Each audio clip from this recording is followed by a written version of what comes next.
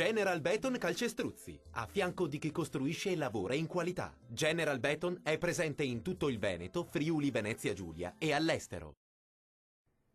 Ben ritrovati al meteo di Antenna 3. Tempo in prevalenza buono, ma con qualche disturbo, specie al pomeriggio. Vediamo il dettaglio. Sul Veneto bel tempo nella prima parte della giornata con ampio soleggiamento un po' su tutti i settori. Dal pomeriggio invece sarà possibile qualche occasionale temporale sul Bellunese e inoltre sui monti del Vicentino.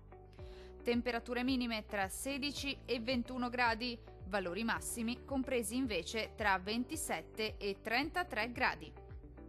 Diamo uno sguardo al Friuli Venezia Giulia.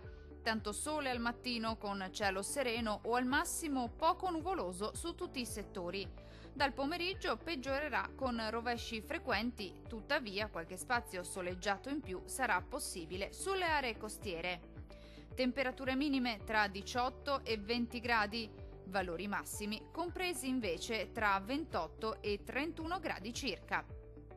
Vediamo infine la situazione del Trentino Alto Adige. Ampio soleggiamento nella prima parte della giornata, ma anche in questo caso nelle ore pomeridiane si accenderà l'instabilità, con qualche acquazzone possibile un po' ovunque sulla nostra regione.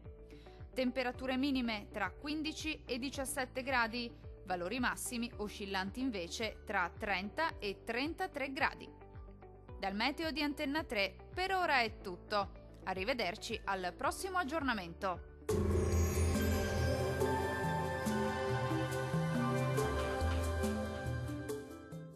General Beton Calcestruzzi, a fianco di chi costruisce e lavora in qualità. General Beton è presente in tutto il Veneto, Friuli, Venezia Giulia e all'estero.